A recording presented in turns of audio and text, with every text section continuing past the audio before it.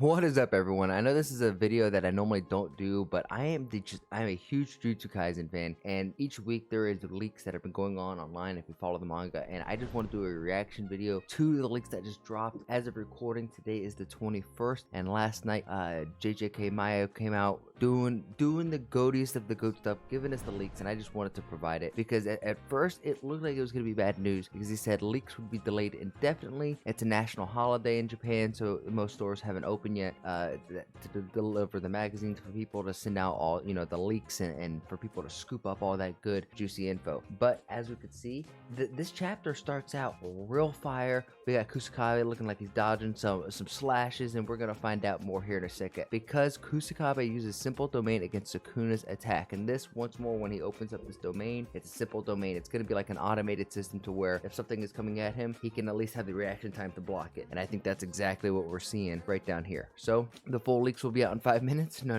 they're gonna be out right now. The chapter begins with Kusakabe using a new shadow style simple domain, Evening Moon Sword Drawing. Now I hope he doesn't have to enchant this because that is a mouthful. Sukuna recognizes this technique but wonders why Kusakabe is using it against him, who could send slashes flying, because he's thinking that if he just stands on the outside and launches a slash in, that he can't detect the slash coming in. And I saw somebody online saying that it's odd that Sukuna can recognize Kusakabe's technique because we've never seen it, thus Sukuna's probably never seen it. I think cursed energy is like when you walk into a room and someone has some aura, whether it be really good or really bad, you kind of sense it and you could feel it. In the Jujutsu Kaisen world, that aura is cursed energy, right? And you could, not only can you feel it, but you could see it. So I think Sukuna, who has the best cursed technique, or I shouldn't say the best cursed technique, but the best usage of it, the best understanding of it, the best understanding of the essence and the foundation of it, I think he could just physically see what's going on and recognize the shape and the understanding of it, but maybe doesn't completely understand why he's doing that. That's even why he wonders why himself right here. But Kusakabe has a badass little monologue saying that simple domain can be used against domain expansions to eliminate sure hit effects, but it doesn't neutralize the curse technique itself. But keeping aside, even though it's simple, it's still a domain, giving us the reason saying, hey, it doesn't have a lot of crazy rules, just understand the sure hit technique still works. As Sukuna sends slashes flying his way, Kusakabe brushes them off with his katana. He thinks, inside this domain, my curse energy output is amplified, so he still gets the buffs of it, and Sukuna's technique will continuously get weaker. However, Kusakabe also added a fully automatic system which enables him to make an attack, makes him able to use attack. Kusakabe can add a fully automatic system which makes him able to attack whatever enters his domain. Even Sukuna praises Kusakabe reflexes aren't half bad. Man, I kind of jumbled that at the end there. But basically, this is what we're saying at the beginning. When Sukuna's sending in his slashes, Kusakabe is still able to react and detect and block those slashes. And Sukuna's like, not half bad. And this is where I think Sukuna, honestly, I feel like I've seen a lot of people, and I feel, this is my take on Sukuna, because it's different than a lot of people, because I don't see too much different in Sukuna, and I know this is going to be a hot take, than Goku. And hear me out. Goku's whole thing is he just wants to fight the strongest just to see who's the strongest and get stronger. Sukuna's whole purpose seems to be exactly that, and he is somebody who is confident in himself and knows that he is great and can appreciate the greatness of others. And by appreciating the greatness of others doesn't dwindle his own greatness. He knows how great he is. He just wants to see how great these other sorcerers are, and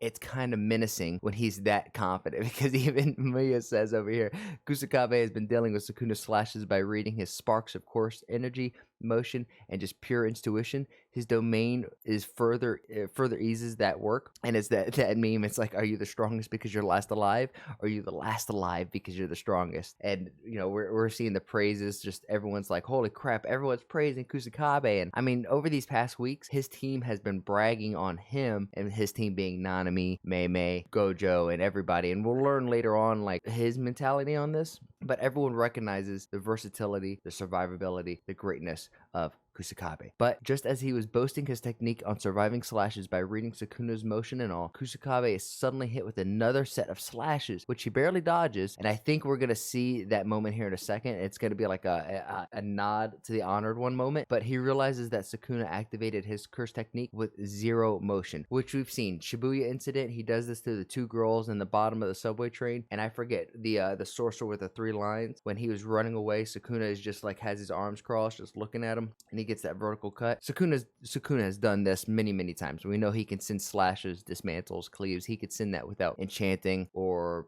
making any like any hand signs, you know. After this, we get like another little flashback, and it's an interview flashback. This once more, where I was saying that his team is praising him on Kusakabe being him. Nanami says that he's an expert swordsman with a wide variety of techniques. Kusakabe says he's a useful man who can apply himself to any given situation. Why is it whenever Mei says something, it could be taken a certain way? You know what I'm saying? And like, Gojo is coming back. I know everyone wants to see him. We're still getting him, but just only in the past when he's not off screen. Gojo praises Kusakabe for having simple domain trump card. He says that a lot of beginners have to create a binding valve to form it, but Kusakabe can establish a simple domain without any binding valves, and its effective range is also huge. And that's what like Gojo is saying. Hey, not only is his domain great, but the area that it could circumference is just amazing, which just makes sense on like Kusakabe. All he wants to do is survive, and it makes sense for him to have this automated system and this wide area of a range for him to understand what's going on around him at all times, just to make sure that he stays alive. Kusakabe senses that Sukuna is about to expand his target of his curse technique to use the world cutting slash, and immediately expands the range of his simple domain. Boom, what we were just talking about. Even Sukuna is surprised by this. He said, "Nani?" And I don't know where this is in this chapter. I'm not really like looking forward to seeing this, but apparently we're gonna get a Chibi Gojo just sucking on some ice cream for some of the, you know, fandom that's kind of off to the side. We'll leave it like that. Mei says usually when someone uses a sword drawing, they lure their opponents in, but Kusakabe extends the range of his simple domain and gets the opponent inside that range. He can attack whoever enters his domain automatically. So basically, she's saying that most people who have a sword want to get in close to draw that sword, but Kusakabe is different to where anything that is inside that simple domain, he can hit and he can attack. So if he has a super wide range, you know, domain, the moment he doesn't have to like enter their presence to attack, he could just extend his domain, and once it gets to their feet, he could slash and hit them. And I would love to see, and we're gonna get hints of this in a little bit, of Kusakabe where he gets a broken sword and he can almost like regenerate part of that sword. I would really like to see him just have a handle, and then as he's slashing and Sukuna goes to like block, the actual blade of the sword doesn't start until like after the forearm. You know what I mean? That would just be you want to talk about some sick sword skills. That'd be nice. Mei also says that he's the type of sorcerer, Kusakabe, is the type of sorcerer that she would like to be on a deserted island with. I mean, you know what I'm just saying? Like, why does everything she got to say sound a certain way? But by doing this and Kusakabe expanding his curse technique or his simple domain so that Sukuna is within it, he starts giving them all the slashes, receiving a world of slashes, maybe not the world cutting slash, but receiving a world of slashes from Kusakabe. You see what I did there? He tried flipping it on Sukuna.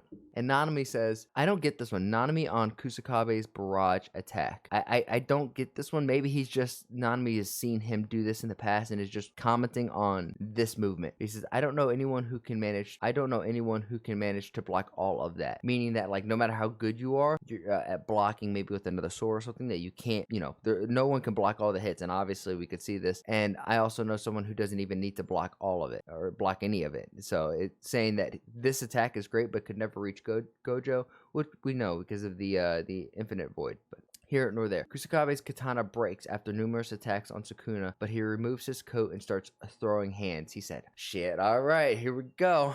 Put the dukes up. That's awesome. I'm just saying what Myra says here, but he says Kusakabe might be out of swords, but he is never out of options. I mean, he's the GOAT, man. He's the GOAT. I love it. Someone said dead ass thought this was a Higuruma comeback. I mean, really though, he takes off the jacket, takes serious. He kind of has that look, but this is awesome. I mean, technically still in the simple domain, right? So he has to be able to have some type of sure hit effect or some type of buff during this. Kusakabe tastes Sukuna, who was sent flying back from a kick earlier by him. Oh my god, Kusakabe sends Sukuna flying.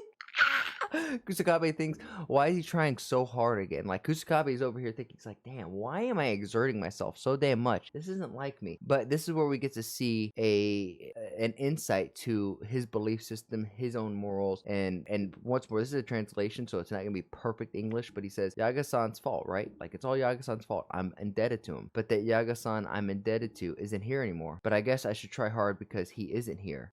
Man, dead people don't speak. My ass. I gotta think that those people would say, what would they say if they were alive? I don't think Yaga-san would criticize me, nor would he let me see my sister and Takaru, even if I didn't fight for my life on the line. But maybe he would look a bit sad. Not because I'm putting my life on the line, but because he can't fight with us. And I think that's powerful. I think that's a dude who just appreciates morality when he sees it. And Principal Yaga was just such a... Principal Yaga is a gem inside the Jujutsu world, because it seems like there's a lot of harsh people. It's very cold. It's very off-putting. But Principal Yaga was somebody who created creatures, who created life, when a lot of sorcerers, their whole purpose is to take a life. Whether it's a cursed spirit and that spirit's quote-unquote life is negative and is bad, Yaga was giving out to the world just good. And people saw that, got scared of it, and said, nah, we got to take that out. And I think Kusakabe really appreciates a man like that in a world that's as cold that would kill somebody like that. However, going back to the story, Gojo Nanami Meme says the number one reason they are recommended Kusakabe as the strongest grade 1 sorcerer is because he's super kind. Wow, what did we just talk? Right on the money. Kusakabe hints the honored one pose as he tells himself that he should stop thinking nonsense because the kids fought for their lives on the line. Like, look, can we just... This is Sukuna sends some slashes his way, and he's like, nope. Gotta dodge this. Man, Kusakabe is really that guy, huh? Shock Sukuna is hit with his barrage attacks, overwhelming he and Sukuna, and hand-to-hand comment sends Sukuna flying. We talked about this. I wonder if there's a better panel of him getting... There's that kick that sends him flying. That's dope. I can't wait to see this animated in a few years. This shit's gonna be hard. Kusakabe uses the Hazy Moon technique, with his new shadow style. It forms an aura which takes the shape of the remaining part of his broken sword. This is what I was talking to earlier. I would love to see this used again, but instead of him having to like draw this out, just as he slashes, it's coming and fully forms right before it makes contact. That would be insane. But Kusakabe rushes in to attack once again, but Sukuna grabs hold of the sword with just 2 fingers, and Sukuna says, "You aimed for my heart where I'm already damaged, huh?" Unfortunately, painfully obvious. This is it where you should have aimed for the head. But in the next panel, off screen, unfortunately, we see Kusakabe laying on the floor with his chest slashed by Sukuna. Wee ultimately immediately arrives to save Sukuna, but ... But before we move on, if we're looking at Kusakabe here, I understand that he got slashed. This is just like the slash that Geto received during the hidden inventory arc, so I don't think he's dead here. But I think he's literally... I know he said just he needs to stop thinking nonsense, but I think this is just his character trait. I think he sees Miguel, and he's like, finally, somebody else is here to take care of this and allow himself to maybe... We're going to find out if Kusakabe has a reverse healing technique or not here in the next chapter or so. But I think he's sensed Miguel's presence, and he's just taking a breather for a second. And I know I'm kind of spoiling what's to come. I apologize. Sukuna was waiting for Wee to arrive and sneaks up saying, "You are starting to get annoying." And Wee turns around saying, "Oh, Nani?" And all of a sudden, just as Sukuna is about to kill Wee, Miguel arrives on the battle scene and rescues Wee instantly. Oh, so he does rescue Wee instantly. I thought there was going to be a little ambiguity there, but now you can see him there underneath his arm right there. And when Sukuna says he doesn't recognize him, Miguel goes, "You must live under a rock for not knowing who I am." I mean, granted, Yuji's never seen him, and Megami has never actually interacted with Miguel, I don't believe. And he says these islanders need to sharpen their senses more, because isn't he from Africa or Spain? He's from like that part of the world in Jujutsu Kaisen. But the chapter ends. There's no break next week. I want to know what you guys think about all this, because for me, I am just infatuated by that. This is like a truly like a 9 out of 10 chapter. It's so funny. As I was getting my Dunkin' this morning, I asked the Dunkin' guy who's there, and I know he likes you guys, and I didn't realize he was also caught up on the manga. He says, "I'm not honestly super excited about this fight," and I'm like, "Why?" He says, "Well, it said that Miguel is supposed to stand toe to toe with Gojo, but he did it. He just got his ass whooped by Gojo." However, I will go ahead and say this, and we will end out on this. Miguel took a barrage of punches from Gojo and kept standing up and kept coming at it. If we look back at Hikari and I believe it was Yuji talking about getting hit by Gojo, they all lasted 1 punch and they threw up immediately after. So the durability out of Miguel is just off the chart. Now we're going to see what his curse technique and what he's all about. And truly, I'm excited for it. I mean, this is Yuta's teacher after all. Like, Gojo sent Yuta to go with Miguel to learn all about him, because he got, I guess he earned his respect because he said, yo, I beat the fuck out of this man, and he still stood up and came back for more. But